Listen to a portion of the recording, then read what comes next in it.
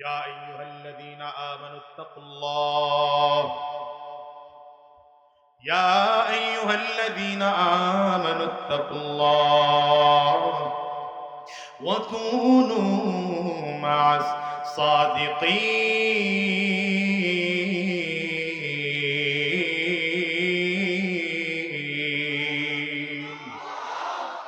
এজন্য রব্বে কারীম বলেন দুনিয়ার ঈমানদারেরা তাকওয়া অর্জন করো, তাকওয়া অর্জন করো।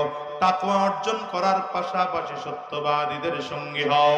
ওই যে বললাম কোরআনুল কারীম তিলাওয়াত করার দ্বারা তাকওয়া বেড়ে যায়, কোরআনুল কারীম তিলাওয়াত করার দ্বারা ঈমান বেড়ে যায়।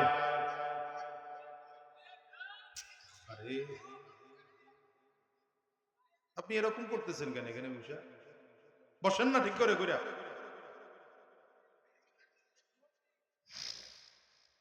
ঈমান বেড়ে যায় কোরআন তেলাওয়াতের কারণে। এই যুবক, কোরআন তো পড়েছো, এই কোরআন পড়ার পরে যদি হাক্কানি কোন উলামায়ে কেরামদের সোহবতে অর্জন করে, সোহবতে থেকে থেকে যদি কোরআনুল কারীম শিখতে পারো, তাইলে জীবনটা এমন পরিবর্তন হয়ে যাবে, এমন পরিবর্তন হয়ে যাবে যেমন সাহাবায়ে কেরাম ঈমান আনার আগে জাহান্নামের আসামি ছিলেন, সেই মানুষগুলো আজ জান্নাতের মেহমান হয়ে গেছে। আবু বকর সিদ্দিক রাদিয়াল্লাহু আনহু ঈমান আনার পূর্বে ছিলেন জাহান্নামের আসামি। ওমর ফারুক রাদিয়াল্লাহু আনহু ঈমান আনার পূর্বে ছিলেন জাহান্নামের আসামি। কি পরিবর্তন হয়েছে বলো? কিছুই পরিবর্তন হয় না, শুধুমাত্র চরিত্রের পরিবর্তন হয়েছে। চেহারার পরিবর্তন হয় নাই, হাতের পরিবর্তন হয় নাই, অঙ্গ প্রত্যঙ্গের পরিবর্তন হয় নাই, পায়ের পরিবর্তন হয় নাই, শুধুমাত্র কলবের পরিবর্তন হয়েছে। এই আবার নবীজির মাথা আনার জন্য রওনা করেছিল, সেই আবার এমন দামি আমর, সেই ওমর বদরের যুদ্ধে দাঁড়িয়েছেন পয়গম্বর। হাজারো কাফিরদের সাথে যুদ্ধ করার জন্য কেউ না থাকলেও আমি ওমর একা তৈয়ার।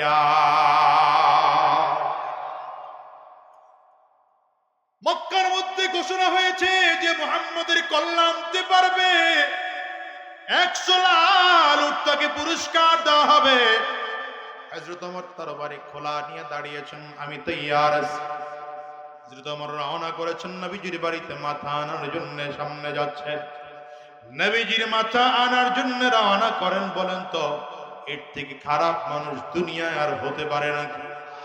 হযরত ওমর রওনা করেছেন নবীজির মাথা আনার জন্য।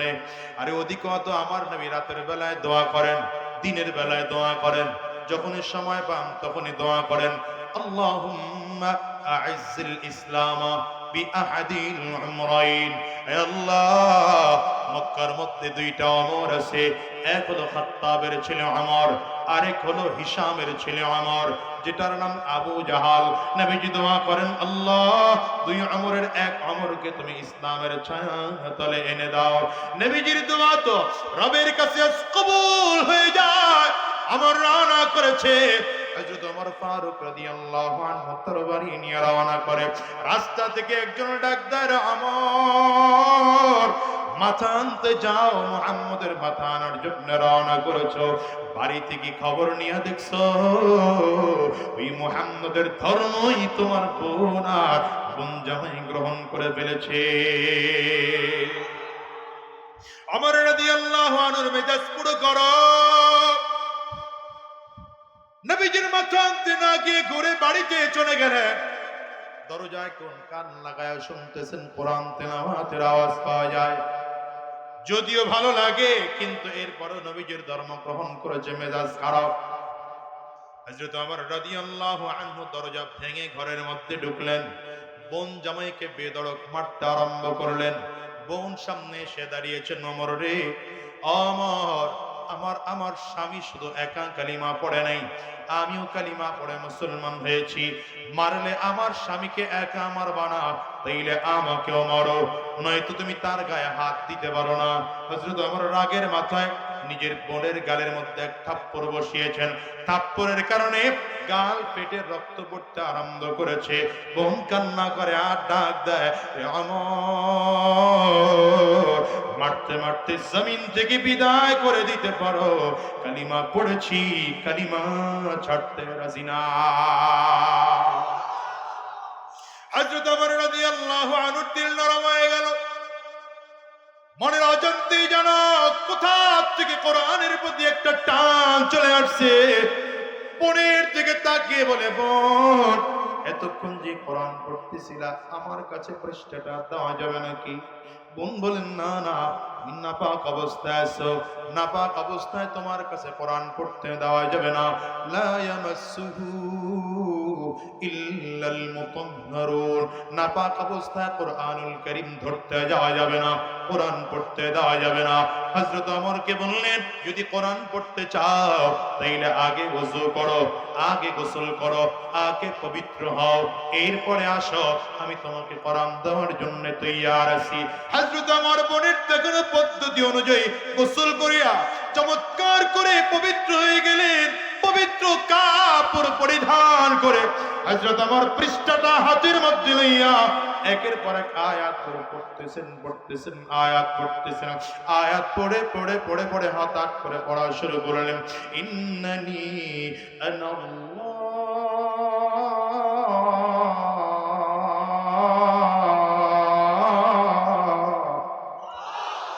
ইন্নানি আনাল্লাহ,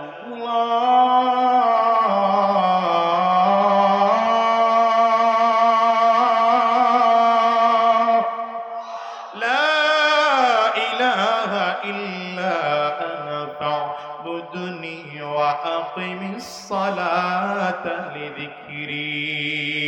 আল্লাহ তাআলা নিজের পরিচয় নিজেই দিয়ে বলছেন। হযরত ওমর আরবি ভাষা বুঝতেন, অর্থ জানতেন, আরব দেশের মানুষ ছিলেন। এই আয়াতের তিলাওয়াত শুনে বুঝতেছে আল্লাহ তাআলা নিজের পরিচয় নিজেই দিয়ে দেয়, আমি সেই আল্লাহ। সুতরাং আমি আল্লাহর জন্য, আমি আল্লাহর ইবাদত করো, আমি আল্লাহর স্মরণ করে নামাজ আদায় করো। হযরত ওমরের চোখ দিয়ে যেন অজান্তে টপ টপ করে পানি পড়তে আরম্ভ হয়েছে। দিল নরম হয়ে গেল। এক হাতে বোন জামাইরে ধরেছে, আর এক হাতে বোনকে ধরে ডেকে বললেন, চল রে, এই কোরআন যদি এত মজার হয়, যেখানে কোরআন শেখানো হয়, আমারেও সেখানে নিয়ে চল। এক হাতের মধ্যে বোন জামাইরে ধরা, আরেক হাতের মধ্যে বোনকে ধরা আছে। হযরত ওমর রওনা করেছেন নবীজির দরবারে। রাহমাতুল লিল আলামিন তখন যায়েদ ইবনে আরকাম রাদিয়াল্লাহু আনহুর বাড়িতে দারুল আরকামে সাফা পাহাড়ের পাদদেশে ছিলেন। নবীজি দূর থেকে তাকিয়ে দেখতেছেন ওমর আমার নবীর দিকে আসতেছে, তরবারিটা উলঙ্গ অবস্থায়, হযরত ওমরের কোমরের মধ্যে খোঁচা। সাহাবায়ে কেরাম সাবধান নিয়েছেন, পয়গম্বর আপনি যদি বলেন ওমরকে জমিন থেকে বিদায় করে দেব। নবীজি ইশারা করে তাদেরকে থামিয়ে দিলেন। রাহমাতুল লিল আলামিনের সামনে এসে হযরত ওমর দাঁড়িয়েছেন। এক হাতে বোন জামাইকে ধরা আছে, এক হাতে বোনকে ধরা আছে। কিতাবে লেখে রাহমাতুল লিল আলামিন শাহাদাত আঙ্গুলিটা দিয়ে হযরত ওমরের কোমরের মধ্যে হালকা করে ধাক্কা দিয়েছেন। ধাক্কাটা দিতে দেরি হয়, হযরত ওমর থরথর করে কাঁপতে কাঁপতে জমিনের মধ্যে বসে পড়েছেন। তার বাড়িটা উঠাইয়া আমার নবীর পায়ের সামনে বিছিয়ে দিয়ে ডেকে বললেন, পয়গম্বর এতদিন তরবারি ছিল ইসলামের বিপক্ষে, এতদিন তরবারি ছিল কোরআনের বিপক্ষে, এতদিন তরবারি ছিল দ্বীনের বিপক্ষে।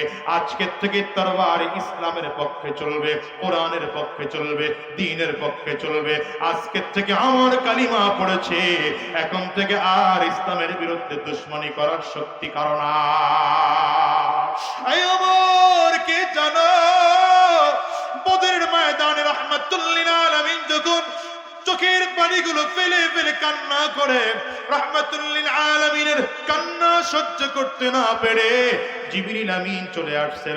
ওদিকে আমার আবু বকর সিদ্দিক রাদিয়াল্লাহু আনহু আমার নবীর জড়ায় ধইরা বলতেছেন, হাসবুকা ইয়া রাসূলুল্লাহ, ও পয়গম্বর যথেষ্ট হয়েছে আপনার কান্না, আপনি আর কান্না করবেন না। সাহাবায়ে কেরাম নবীজিকে সান্ত্বনা দেয়, পয়গম্বর আমরা মুসা নবীর উম্মত নই, আমরা মুহাম্মদুর রাসূলুল্লাহর উম্মত। আমরা আপনার ডানে থেকে যুদ্ধ করব, আমরা আপনার বামে থেকে যুদ্ধ করব, আমরা আপনার সামনে পেছনে থেকে যুদ্ধ করব। হযরত ওমর সবাইকে তাক লেকে লাগিয়ে বলছেন, পয়গম্বর আপনার 313 জন সাহাবী যুদ্ধের ময়দানে আসছে, এর মধ্যে থেকে যদি 311 জন চলেও যায়, আপনি একা থাকবেন সিপাহ সালার হিসাবে, আমি আপনার সৈন্য হিসাবে থাকবো।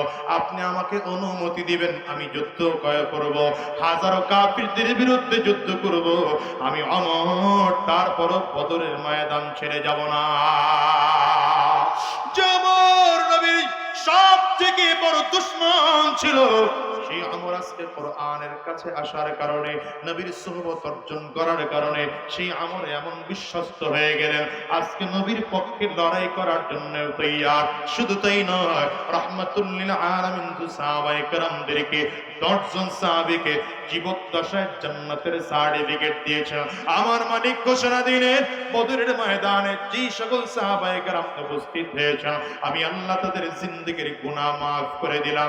উহুদের ময়দানে যারা শরীক হয়েছেন, আমি আল্লাহ তাদের জিন্দেগীর গুনাহ মাফ করে দিলাম। খন্দকের ময়দানে যারা উপস্থিত হয়েছে, আমি আল্লাহ তাদের জিন্দেগীর গুনাহ মাফ করে দিলাম।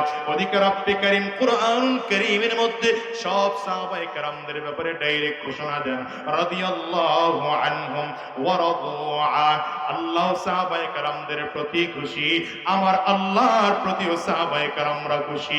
এইবার বুঝে শুনে উত্তর দেন, যাদের প্রতি আল্লাহ তাআলা খুশি সেই সাহাবায়ে কেরাম জাহান্নামী হবেন না জান্নাতি? এই জন্য বলি সব নবীর সব সাহাবীরা জান্নাতি, সব সাহাবীরা জান্নাতি। নবী বলেন, আসহাবী কুল্লুহুম উদুল, আমার সব সাহাবীরা ইনসাফের উপরে আছে, আমার সব সাহাবীরা জান্নাতি। ও দুনিয়ার মুসলমান, একটা বারের জন্য ফিকির করো, শুধুমাত্র নবীর সুহবতে থাকার কারণে এই সাহাবায়ে কেরামদের এত দাম। রাহমাতুল লিল আলামিন বলেন, কিয়ামতের ময়দানে আমি নবীর হাতে জান্নাতের গেটের চাবি কাঠি থাকবে, আমি আমার হাতের চাবিটা দিয়া জান্নাতের গেট খুলে দেব। আমার আগে কোন নবীরা জান্নাতে ঢোকার পারমিশন পাবে না। সবার আগে আমি নবী মুহাম্মদুর রাসূলুল্লাহ সাল্লাল্লাহু আলাইহি ওয়াসাল্লাম জান্নাতের মধ্যে ঢুকব।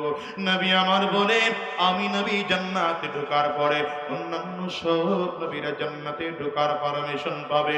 নবীদের সিরিয়াল যখন শেষ হয়ে যাবে, উম্মতদের সিরিয়াল যখন শুরু হবে, আবু বকর সিদ্দিক রাদিয়াল্লাহু আনহুর জন্য জান্নাতের 8টা দরজা খুলে দেওয়া হবে।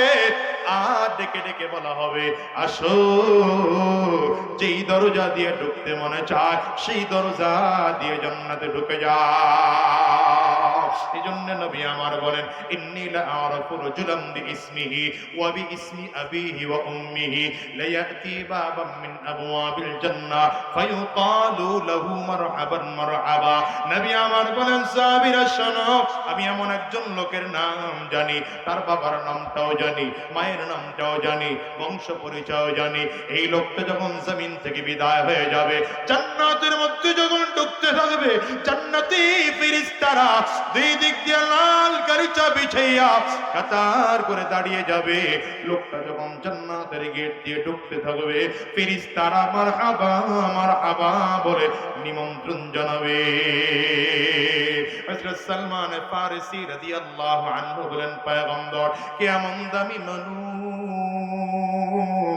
আমরা একটু লোকটার নাম জানতে চাই। নবী আমার ডেকে বলেন, নাম জানতে চাও? তাইলে জেনে নাও, লোকটা আর কেউ নয়, আর কেউ নয়, এই লোকটা আমার সাহাবী আবু বকর। চিল্লায় বলা যাবে না আল্লাহু আকবার? এই জন্য বলি, দুনিয়ার মুসলমানেরা শ্রেষ্ঠ নবীর সুহবত অর্জন করেছেন সাহাবীরা। এই জন্য সাহাবীদের দাম সবার থেকে বেশি। নবী জমিন থেকে চলে যাওয়ার পরে গোটা পৃথিবীর মানুষরা সাহাবায়ে কেরামদের কাছ থেকে দ্বীন শিখেছেন, কোরআন শিখেছেন, সাহাবায়ে কেরামদের সুহবত অর্জন করেছেন। এই জন্য সাহাবায়ে কেরামদের তুলনায় তাবিঈনদের দাম একটু কম, কিন্তু আমাদের তুলনায় দাম অনেক অনেক অনেক বেশি। সাহাবায়ে কেরাম জমিন থেকে বিদায়, গোটা পৃথিবীর মধ্যে মুরব্বি আছেন, কোরআন জানেন, সুন্নাহ জানেন। তাবিঈনদের কাছ থেকে তাবিঈনরা কোরআন ও হাদিস শিখেছেন। আমার নবী কয়, খায়রুল কুরুনি قرني ثم الذين يلونهم ثم الذين يلونهم নবী আমার বলেন সবথেকে উত্তম যুগ হলো আমার যুগ, আমার সাহাবীদের যুগ, এরপরে দ্বিতীয় হলো আমার তাবেঈনদের যুগ, এরপরে তৃতীয় যুগ তাবেঈনদের যুগ। ওরে মিয়া কোরআন তুমিও পড়ো আমিও পড়ি, কোরআন তাবেঈনও পড়েছেন সাহাবায়ে কেরামও পড়েছেন।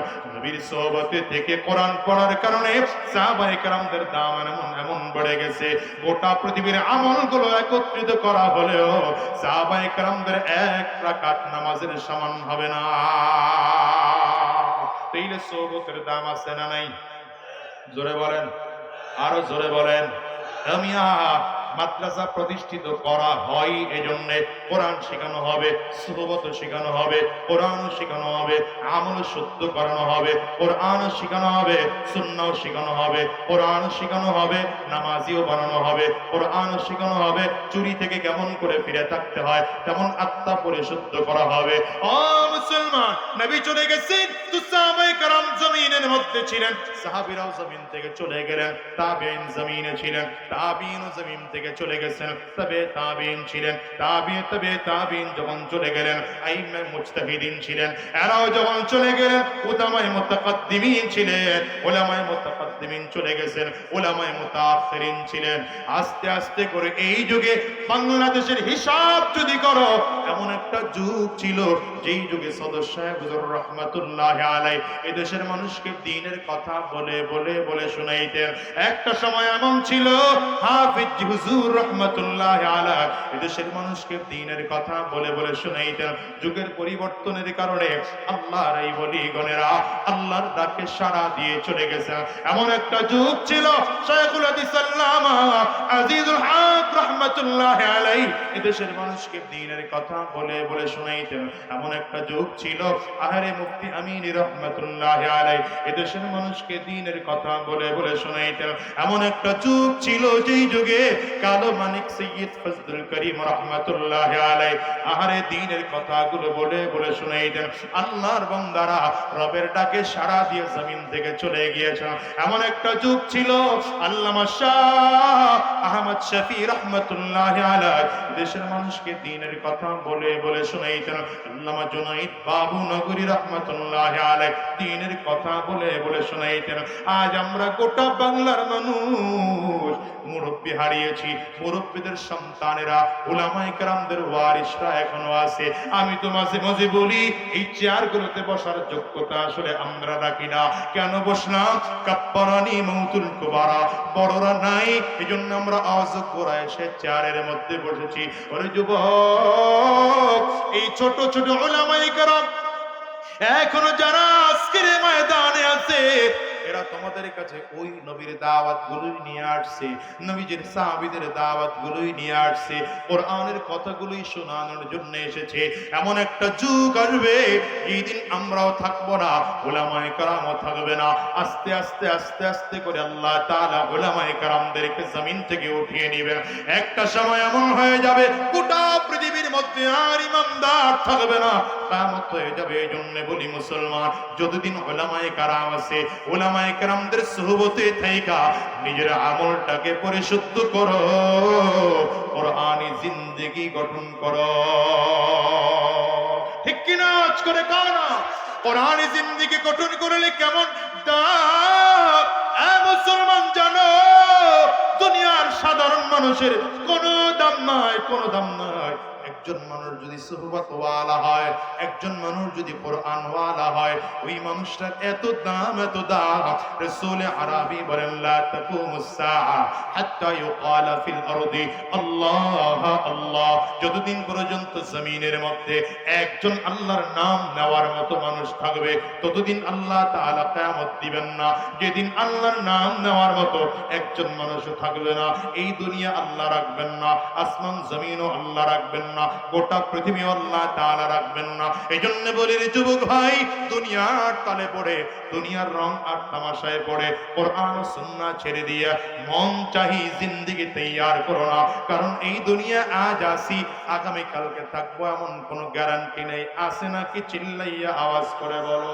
এই দুনিয়ায় কত মানুষের বাবা ছিল আজ বাবা নাই, কত মানুষের মা ছিল আজ মা নাই, কত মানুষের আসমানের আত্মীয় স্বজন ছিল, আজ মা নাই। আহারে হিসাব করে দেখো, এখানেও যদি বলি আমি আজাদির ঘরেও তো আমার মা নাই, জমিন থেকে বিদায় হয়েছে। এই মজলিসটাতেও যদি হাত তুলতে বলি, বাজানরে কার কার মা নাই, একটু হাতটা উঁচা করে দেখা। আমার যুবকেরা তাকিয়ে তাকিয়ে দেখুক, হাতগুলো তুলে রাখে। কার কার ঘরে বাবা নাই, আপনারাও হাতটা উঁচা করে একটু দেখান। আমার যুবকেরা দেখুক, হাতগুলো তুলে রাখে। ও যুবক রে, এই মানুষগুলোর চেহারাগুলোর দিকে একটু তাকিয়ে তাকিয়ে দেখো। যতগুলো মানুষ আজকের এই মজলিসে হাত তুলেছে, এদের কারো ঘরে মা নাই, কারো ঘরে বাবা নাই, কারো ঘরে আবার আব্বা আম্মা দুজনের কেউ নাই। হিসাব করে দেখো, যখন হাত তুলতে বললাম, আল্লাহর কিছু বান্দাদের চোখ দিয়ে পানি পড়তে আরম্ভ হয়েছে। আল্লাহর কিছু বান্দাদের চক্ষু দুইটা লাল। আল্লাহর এমন কিছু বান্দা আছে যাদের চোখ দিয়ে গাল বেয়ে বেয়ে পানি পড়ে। হিসাব মিলাও রে ভাই, যাদের মা চলে গেছে, বাবা চলে গেছে, এমন একটা দিন আসবে তোমাকে আমাকেও জমিন থেকে বিদায় নেওয়া লাগবে। বরঞ্চ আব্বা আম্মার আগে বিদায় নিতে পারি, কারণ দুনিয়া আসার সিরিয়াল আছে, যাওয়ার কিন্তু কোনো সিরিয়াল নাই।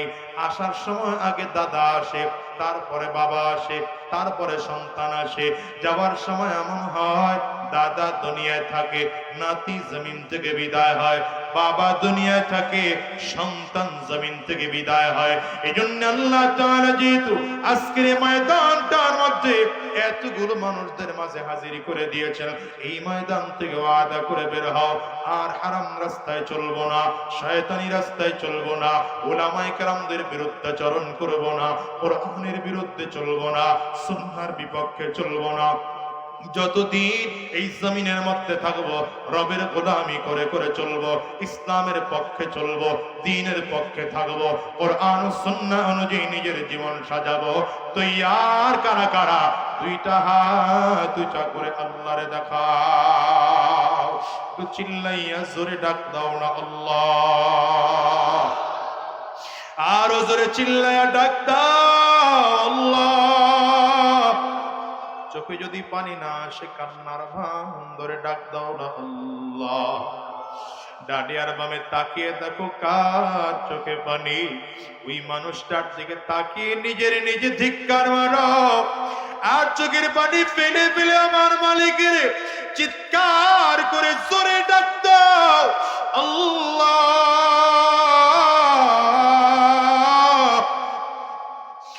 দয়ার মালিক, আল্লাহ আমরা সবাই মিলে ওয়াদা করলাম, আর হারাম রাস্তায় চলবো না, আর শয়তানি রাস্তায় চলবো না, আর সুদের কারবার করব না, আর ঘুষের কারবার করব না। আল্লাহ উলামায়ে কেরামদের সাথে চলবো, কোরআন অনুযায়ী নিজের জীবনটাকে পরিচালনা করব, সুন্নাহ অনুযায়ী নিজের জীবন চালাবো। আল্লাহ তুমি কবুল করে নাও, কবুল করে নাও। চিৎকার করে বলো আমিন। জবান খুলে আওয়াজ দিয়া চিল্লায়া আরেকবার বলো আল্লাহুম্মা আমিন।